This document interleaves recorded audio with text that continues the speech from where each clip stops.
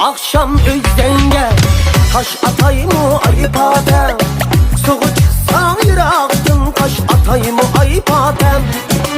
Taş atsam üzerinde dada oğlak gider mi?